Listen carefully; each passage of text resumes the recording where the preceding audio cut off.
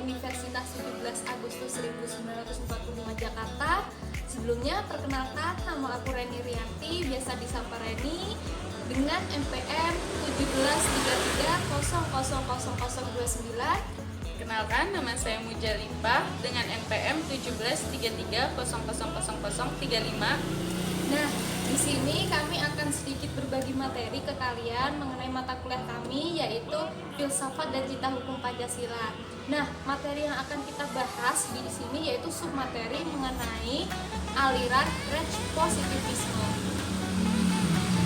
Nah, sebelum kita membahas lebih rinci mengenai aliran positivisme, lebih dahulu kita harus tahu dulu nih pengertian dari aliran positivisme. Mungkin MJ bisa bantu jelasin, J. Terima kasih Reni. Di sini saya akan menjelaskan mengenai pengertian dari aliran positivisme. Aliran positivisme atau positivisme hukum dikenal juga sebagai teori hukum yang menganggap bahwa pemisah antara hukum dan moral merupakan hal yang teramat penting. Positivisme membedakan apa yang membuat suatu norma menjadi eksis sebagai standar hukum yang valid dan apa yang membuat suatu norma menjadi eksis sebagai standar moral yang valid. Bagi hukum positivis, norma-norma hukum yang bengis pun dapat diterima sebagai hukum asalkan memenuhi kriteria formal yang ada tentang hukum. Yang mana dalam teori positivisme, hukum dicetuskan oleh Hans Kelsen. Dia memandang bahwa hukum adalah suatu perintah memaksa terhadap perilaku manusia. Tadi udah dijelasin nih sama MJ mengenai pengertian aliran positivisme atau biasa kita kenal dengan hukum positivisme.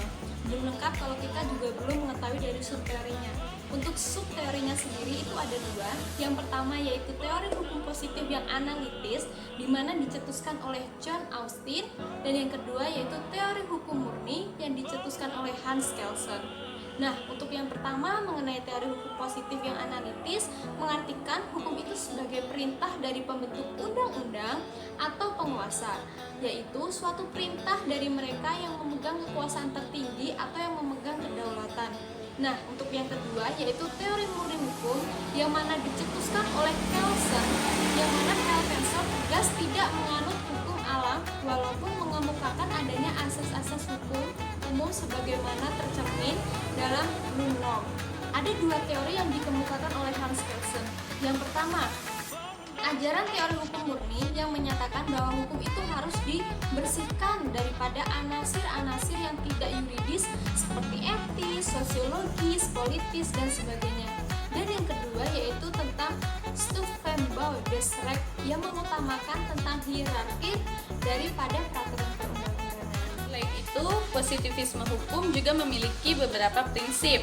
Prinsip positivisme hukum, yang pertama, hukum adalah sama dengan undang. Dasarnya adalah bahwa hukum muncul sebagai berkaitan dengan negara. Hukum yang benar adalah hukum yang berkaitan dengan suatu negara.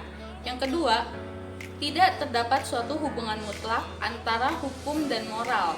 Hukum itu tidak lain dari hasil karya para ahli di bidang hukum.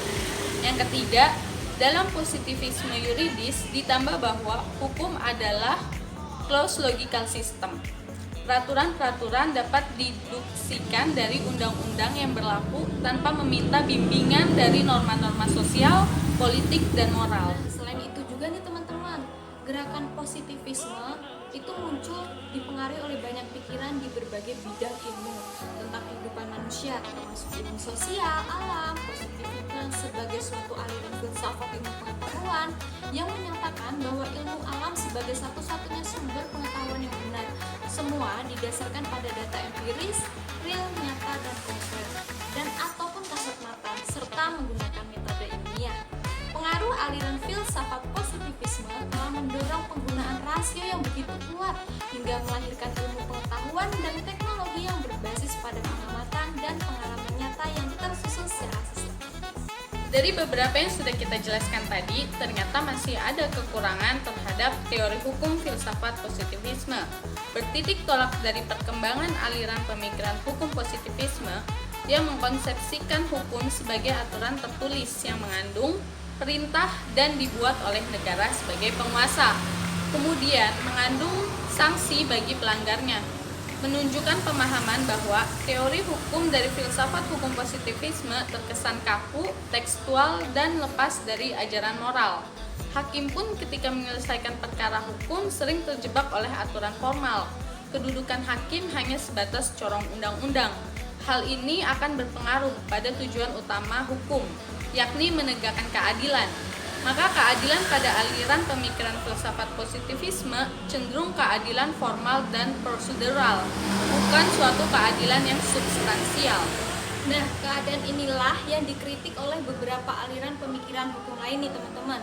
Nah, seperti contohnya yang pertama yaitu Holmes atau hakim Amerika, tokoh aliran filsafat hukum realisme.